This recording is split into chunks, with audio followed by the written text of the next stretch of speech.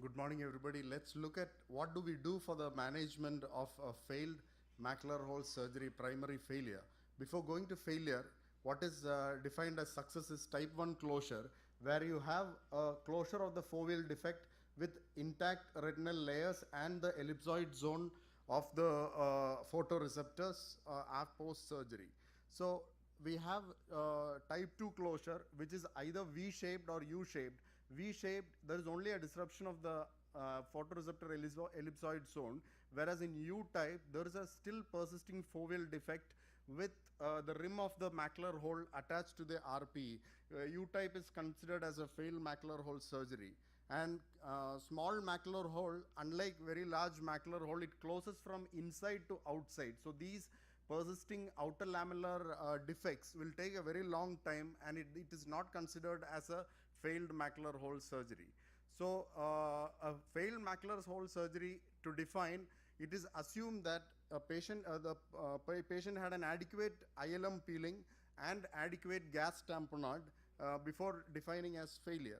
So the risk factors, all of us know that a large macular hole, more than 800 microns minimum diameter of the hole, chronic holes with sub-RP precipitate and RP degeneration, or traumatic macular holes with schisis. So the usual surgical techniques which we are going to describe are a simple repeat fluid gas exchange for early failure, ILM free flap technique or transplantation, lens capsular flap transplantation, autologous neurosensory retinal full thickness retinal free flap transplantation, and rarely amniotic membrane transplantation, and describe techniques of arcuate retinotomy and radial incision. So the inverted flap technique, as already shown, is for prevention of a failure of a large macular hole.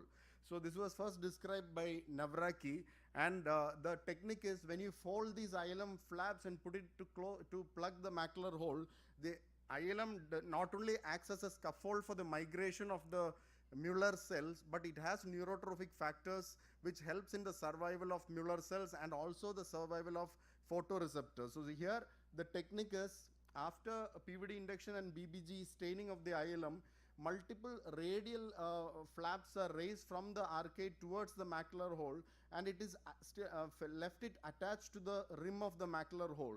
And once all these flaps are raised and attached, with a low suction of the cutter, it is trimmed, and the residual flap is gently nudged into the macular hole to plug the macular hole after the fluid air exchange is done. So this is where it helps in the migration of the Mueller cells, and this is basically used when the macular holes are larger than 800 microns and a long-acting gas tamponade is given. So coming to the first procedure for a failed hole surgery, especially for early surgical failure, like 2 to 3 weeks after the macular hole surgery, you have a configuration like this with elevated rim of the macular hole with a cuff of subretinal fluid. This is usually due to an inadequate tamponade or poor positioning by the patient. So here, this is the situation where only a simple fluid air exchange and a long-acting gas tamponade is required. So as seen in this case example, this is a primary failed macular hole surgery, and the configuration that we are talking about, a fluid air exchange and long-acting C3F8 tamponade, results in type 1 closure. So coming to the next technique, which is the ILM free flap transplantation, the already peeled area of ILM, the temporal edge of which a small flap which is taken and placed over the macular hole. So that is the technique of free flap transplantation. So what we are showing, this is a modification of the original technique where we do the raising that flap, we do under PFCL, and here it is staining the ILM under the PFCL bubble. So that and this is the already peeled area of ILM from the edge of which a small flap is taken, which is around 0.5 millimeter larger than the macular hole diameter. And then once this flap is taken, it is dragged under the PFCL to the foveal area. In the original technique, it's done under saline, but it's very flimsy and it could float around and create problem. That was the trouble with the free ILM flap technique. So this technique, we find it is just dragged and put, and after that it is gently nudged into the macular hole area to plug the macular hole, and a careful fluid air exchange with low air pressure is done, first removing all the air anterior to the PFCL, and then at the disc not to dislodge that free ILM flap that is kept over the macula. There is a modification of this technique wherein a hinged flap is raised from the temporal area and used to plug the macular hole. Here, as you can see, this advantage is that during the fluid air exchange, it doesn't get displaced during the procedure. So that's about a hinged transplant, ILM flap transplantation.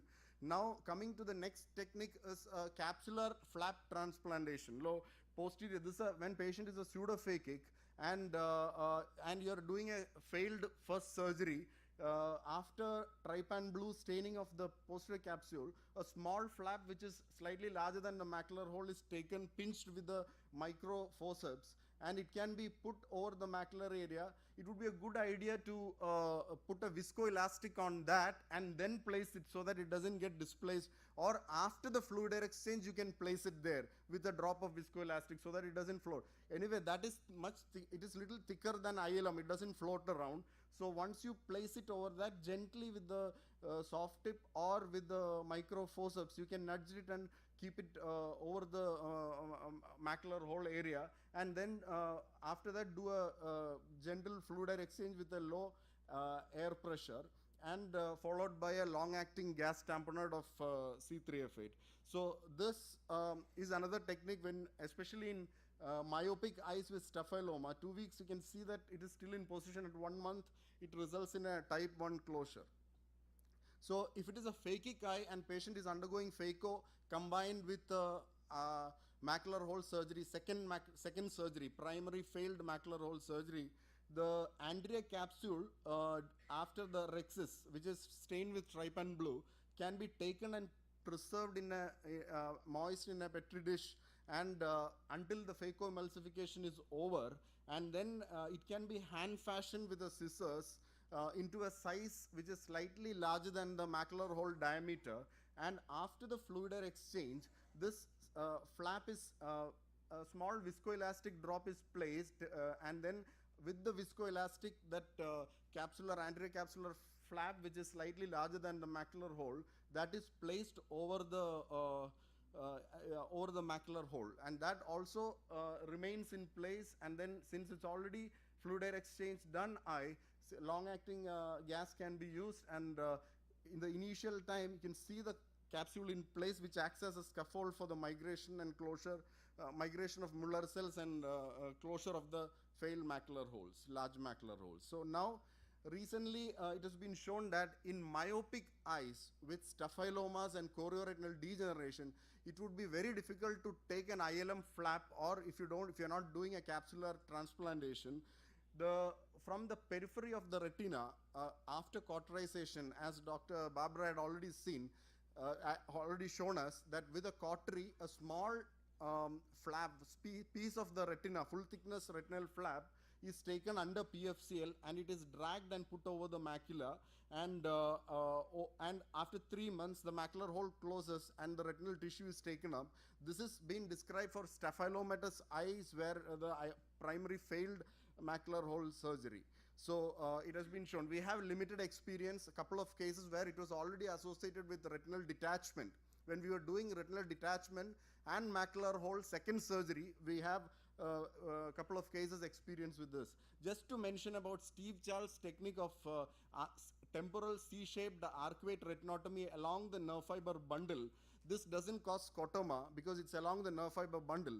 It relaxes the tissue, and nasal displacement of this bridging tissue reduces the horizontal diameter and results in the closure. He has shown that it doesn't cause much of paracentral scotoma with the arcuate retinotomy. And radial incisions of 1 millimeter till the edge of the macular hole relaxes the macular hole and results in the closure of the failed large macular hole surgery.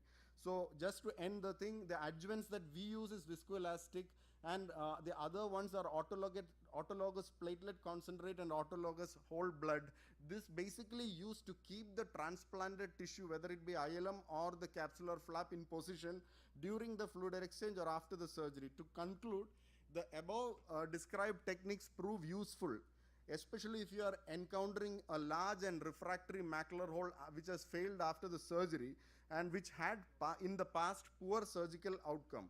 These novel techniques reveal advancements in the surgical technique with better anatomical outcome. However, the long-term functional outcomes of these techniques are yet to be analyzed. So thank you all for attention.